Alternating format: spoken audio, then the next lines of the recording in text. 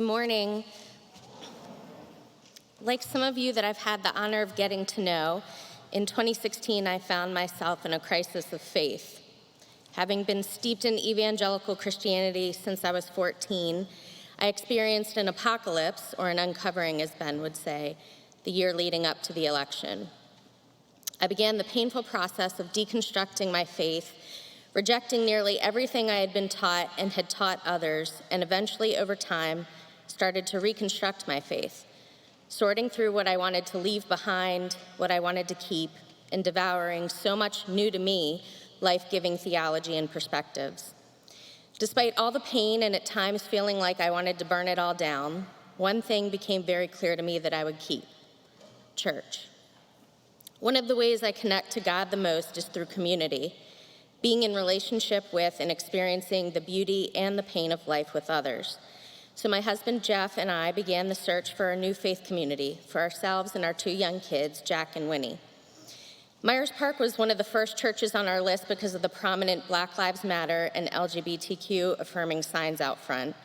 But we kept pushing it down the list, wondering if we could really find the type of faith community we were looking for in the heart of Myers Park. Then COVID happened and most churches went online, so we figured, why not give a service a listen? We joined without ever having stepped foot on campus after hearing Ben and Mia week after week proclaim hard and hopeful truths from the pulpit, something that was so healing for me. I love that our theme and priority this year is building community, because for me, that's what I've always enjoyed the most in every area of my life. Building community for me means getting involved, serving, showing up to invest time in people, and growing relationships. I did this here at first online. In fact, I met one of my now closest friends in a virtual small group in 2020. And then we returned to campus. I was all in on finding and building community.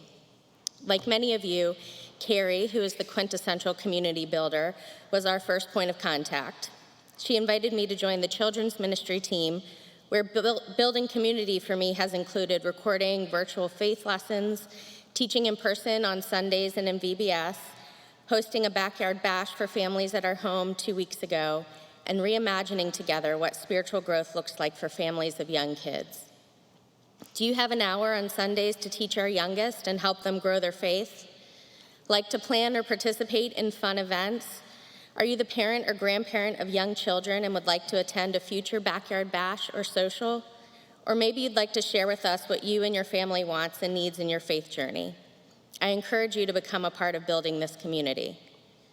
Then in the fall of 2020, I took the What Does It Mean to Be White course with Ben and was transformed forever. I became trained as a facilitator, have since facilitated 3 groups, and am now on the launch team for Ben's Confronting Whiteness book and the online experience for participants across the country and the world going forward. My involvement in the whiteness work has meant building a community that is honest and vulnerable about the ways we participated in systems of harm and committed to reimagining and building a future where all are free and can thrive. Have you been meaning to take the course? Do you want to make your outward activism more meaningful by doing deep inward work? Are you looking for others to walk with as you ask hard questions and examine your own whiteness? I encourage you to become a part of building this community. At the beginning of this year, Mia asked Ann Hester and me to co-chair the Ministry of Spiritual Growth, to rebuild it after a couple years without lay leadership. Our team has embarked on a journey to reimagine what spiritual growth looks like for a community of diverse and varied desires and needs, to build community as a means to connect to God and our own spirituality. Is there a topic or book you'd like to lead a study or discussion on? Are you an artist or creative that wants to help others grow spiritually through art? Maybe you'd enjoy attending an intergenerational yoga class after services this fall. I encourage you to become a part of building this community. Whether you can invest a lot of your time or very little, there are so many ways to get involved.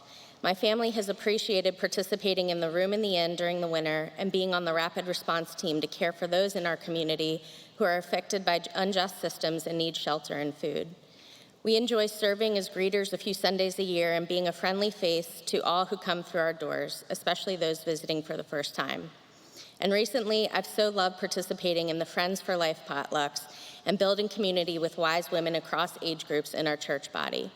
These are all opportunities you can do once or as many times as you're able. Whatever your desires, needs, and capacities are, I encourage you to become a part of building this community.